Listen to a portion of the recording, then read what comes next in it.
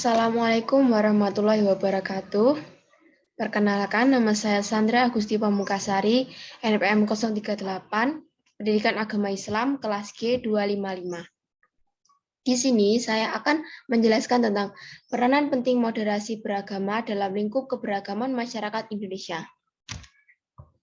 Materi yang saya akan bahas: 1. Pengertian moderasi beragama. Yang kedua, konflik dalam beragama. Yang ketiga, solusi atau cara menyikapi konflik. Dan keempat, kesimpulan. Yang ke-1, pengertian dari moderasi beragama. Secara singkat, dapat dijelaskan di sini bahwa moderat adalah sebuah kata sifat turunan dari kata moderation yang berarti tidak berlebihan atau berarti sedang. Dalam bahasa Indonesia, kata ini kemudian diserap menjadi moderasi yang dalam Kamus Besar Bahasa Indonesia didefinisikan sebagai pengurangan kekerasan atau penghindaran keekstriman.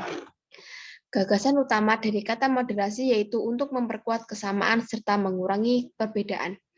Esensi agama adalah moderasi beragama, dan penerapannya menjadi keadaan yang mutlak atau tidak mungkin dihilangkan dalam hubungan masyarakat yang multikultural dan plural seperti Indonesia, demi menciptakan suasana yang rukun di lingkup dan antar umat pemeluk agama. Untuk menjaga kehormatan manusia sebagai makhluk yang mulia dari ciptaan Tuhan Yang Maha Esa, esensi dalam agama sangat diperlukan, yang termasuk tidak saling membunuh dan saling menjaga. Sebab itulah mengapa damai dan keselamatan selalu menjadi misi dalam agama. Agama juga mengajarkan bahwa nilai kemanusiaan harus dijunjung tinggi. Selain itu, dijelaskan pula bahwa moderasi beragama sebenarnya merupakan ajaran tentang kebaikan bersama yang menyangkut individu, tetapi juga komunitas atau organisasi. Yang kedua, konflik dalam beragama. Banyak yang mengatakan bahwa ancaman paling besar yang mampu memecah belah bangsa adalah permasalahan atau konflik dengan asal-usul agama, utamanya yang menyertai tindakan kekerasan didasari subjektivitas tinggi dan rasa emosi, sehingga sering melahirkan emotional bond atau ikatan emosional pada pemeluk agama tersebut. Bagi para pengikutnya yang fanatik, agama adalah objek yang tidak main-main atau keramat. Alih-alih menuju hidup damai dan tentram, fanatisme secara ekstrim pada kebenaran dari tafsir ilmu agama seringkali berujung pada pertikaian antar sesama pemeluk agama, yang ujung-ujungnya menjadi permusuhan. Kita alangkah baiknya belajar berdasarkan pengalaman pahit dari beberapa negara yang mengalami gejolak kehidupan masyarakatnya. Bahkan negara tersebut terancam bakal bubar diakibatkan oleh konflik-konflik sosial politik dengan asal-usul yang berbeda dalam penafsiran agama.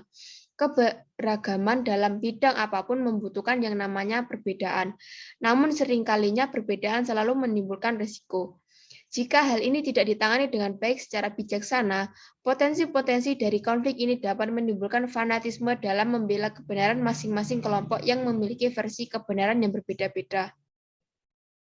Yang ketiga, cara menyikapi konflik yaitu dengan toleransi. Dalam negara Indonesia, terdapat keragaman keyakinan serta kepercayaan yang dianut oleh masyarakatnya. Toleransi adalah salah satu cara untuk menyikapi keragaman dan sikap memberi hak serta tidak ikut campur hak orang lain untuk berkeyakinan. Menunjukkan ekspresi tentang kepercayaannya dan pengutaran pendapat. Meski hal tersebut berbeda dengan kepercayaan yang kita anut. Jika berkaca dari pengertian di atas, sikap menghargai perbedaan mengurangi perpecahan di Indonesia. Toleransi selalu disertai dengan sikap hormat, tidak egois, dan berpikir positif. Dalam hal tersebut, menghormati keyakinan yang beragam dapat menimbulkan tekanan berupa sikap menghargai perbedaan antar umat beragama, baik terkait dengan sikap toleransi di masyarakat maupun di dalam politik. Dengan adanya hubungan antar agama, penelitian ini menggambarkan sikap terhadap pemeluk-pemeluk keyakinan lain, kesediaan berpendapat, kerjasama, pendirian tempat ibadah, dan pengalaman interaksi dengan penganut-penganut kepercayaan lain. Sementara itu, toleransi interagama bisa dipakai supaya keterkaitan antar organisasi keagamaan dengan perkumpulan minoritas yang dicurigai melenceng dari aliran utama suatu agama dapat terselesaikan. Yang keempat, kesimpulan.